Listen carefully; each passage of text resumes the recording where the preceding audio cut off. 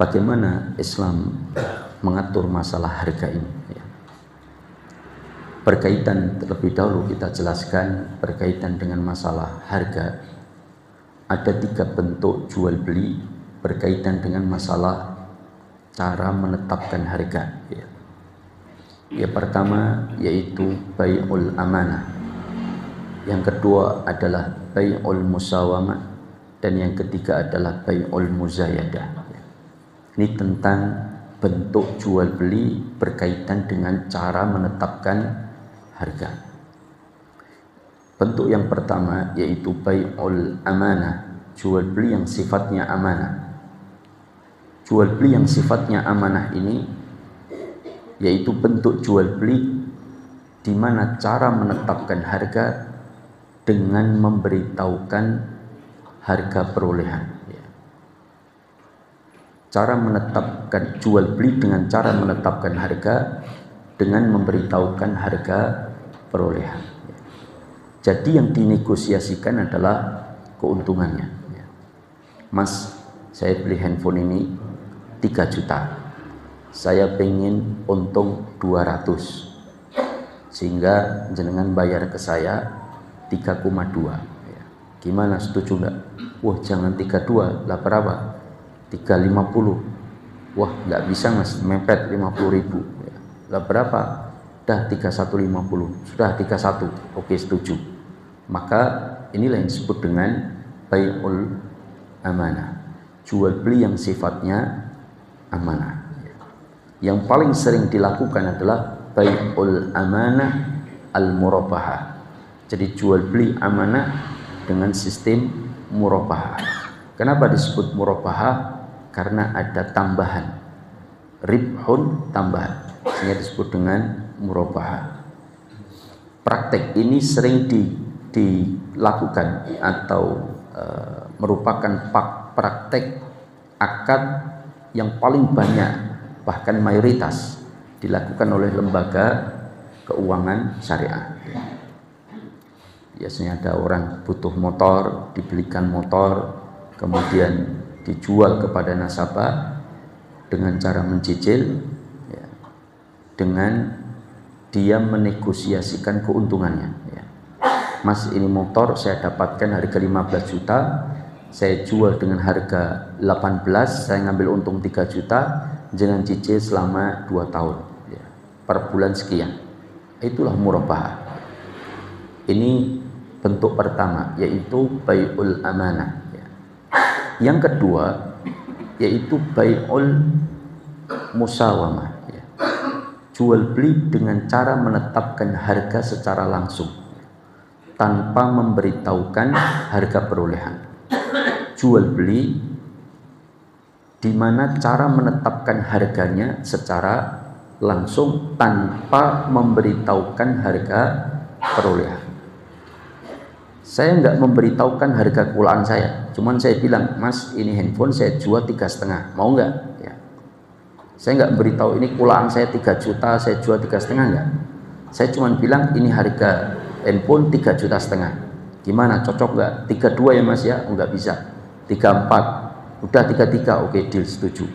Nah, ini adalah bai'ul musawamah. Jual beli tanpa memberitahukan harga perolehan.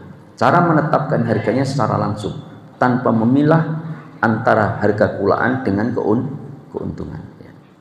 Di antara dua ini, mana yang lebih dianjurkan para ulama? Dua-duanya dilakukan oleh para sahabat dan Rasulullah SAW.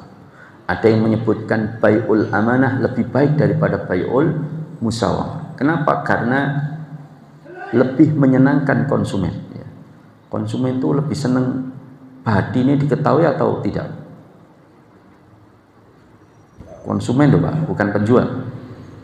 Konsumen itu lebih senang dia kulaan harga berapa kita tahu atau tidak? Tahu Pak, itu dari sisi konsumen. Itu lebih memilih bai'ul amanah. Tapi dari sisi penjual itu lebih senang kalau keuntungannya tidak diketahui. Gitu Pak. Kalau keuntungannya diketahui, maka konsumen bisa menjadi pesaing penjual, ya atau tidak? Ya. dodolan es teh jumbo misalkan ya. Ternyata 3.000 badine 1.250 Pak ya. Karena saya pernah tanya, berapa sih Mas keuntungannya? Bersih semua, dari dikurangi tenaga, kurangi sewa dan sebagainya, tehnya. Itu katanya loh Pak. Saya baru beberapa orang saja bertanya.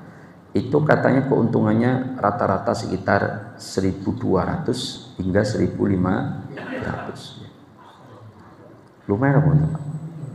Lumayan ya. Saya pernah tanya ini, berapa habisnya per hari jenengan itu jual?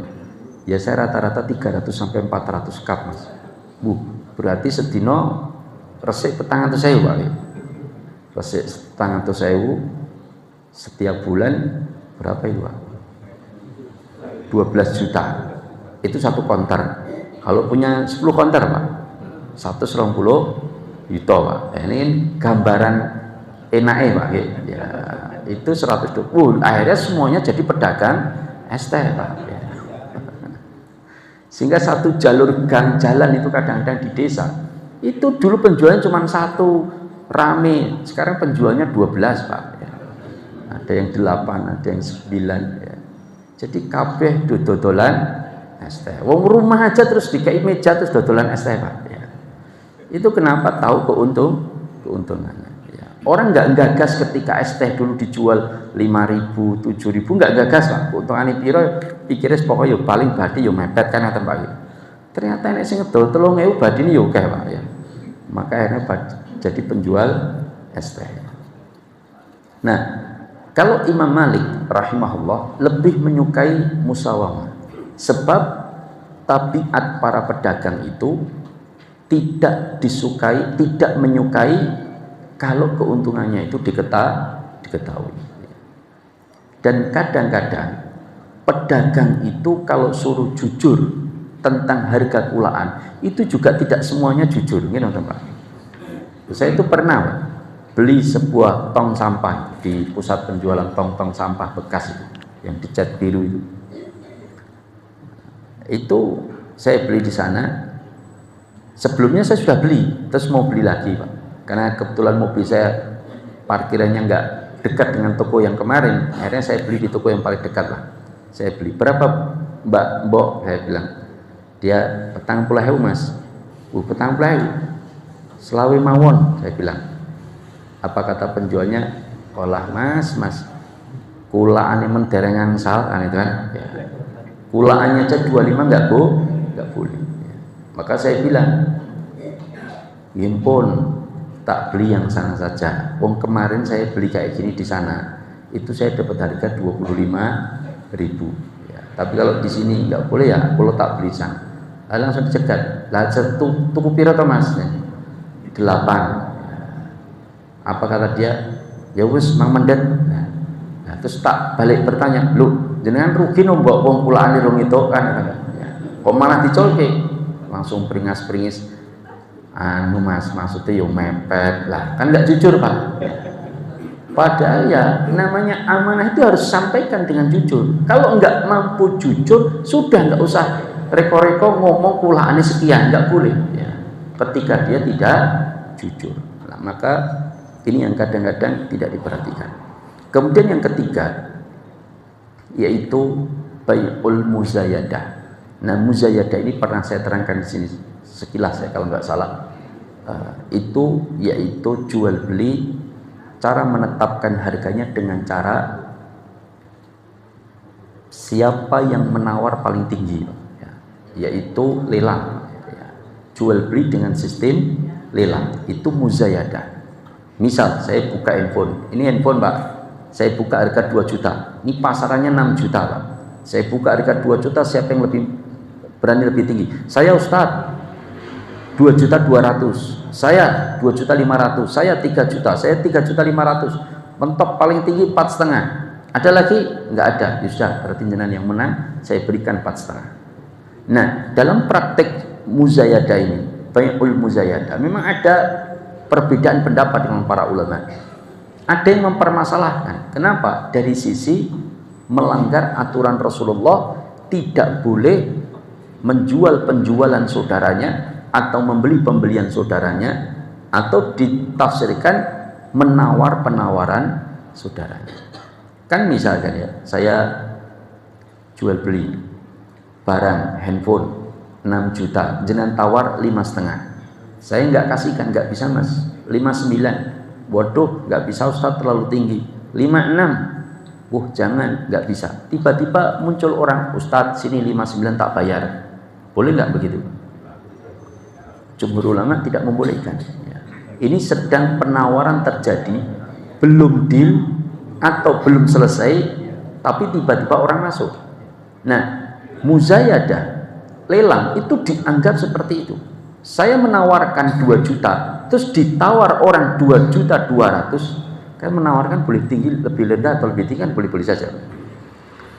Ditawar 2.200.000, tiba-tiba orang belum saya setuju atau tidak, dia juga belum selesai atau tidak, belum menawarkan yang lebih tinggi, tiba-tiba ada orang menawar yang lebih tinggi. Nah, ini dianggap bermasalah oleh sebagian para ulama, terutama mazhab Syafi'iyah. Maka dianggap bermasalah. Tetapi jumhur ulama menganggapnya ini boleh. Ya. Apalagi dalam mazhab Hambali, yang dilarang itu menawar penawaran saudaranya jika sudah terjadi deal, Pak. Kalau belum deal tidak mengapa. Ini menurut Imam Ahmad Ibnu Hanbal. Contoh misalkan ya, saya jual handphone, saya tawarkan jenengan 5 juta, jenengan nawar 4,5, saya nggak kasihkan 4,9, jenengan nggak mau 4,6 Ustaz, wah nggak bisa mas, lah berapa Ustaz? Nah kan belum deal Pak ya, muncul masuk orang boleh menurut Imam Ahmad. Tapi kalau sudah deal misalkan, ya sudah 47, oke Ustaz 47 deal ya, deal 47, terus dia mau bayar, sudah deal ini, dia mau bayar atau sudah bayar, tiba-tiba muncul orang, Ustadz jangan kasihkan dia 47, saya berani 49, sini tak bayar. Oh nggak jadi mas, tak dia saja. Ini sepakat ulama nggak boleh. Tapi kalau belum deal, ada ulama yang tidak membolehkan, ada ulama yang membolehkan. Tetapi saya ambil pertengahan, dalam konteks saya mengambil pendapat ulama yang mengambil pertengahan.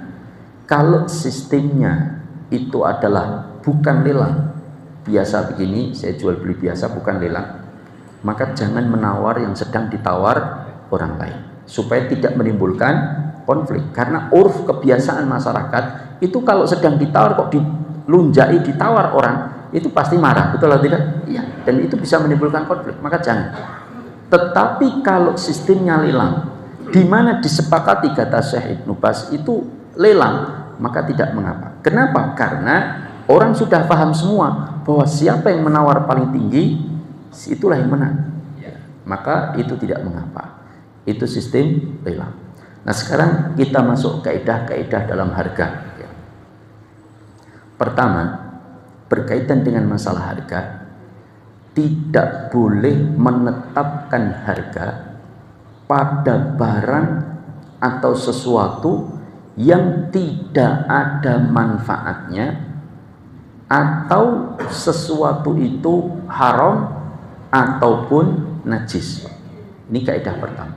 Tidak boleh menetapkan harga pada sesuatu yang haram, najis, atau tidak memiliki manfaat.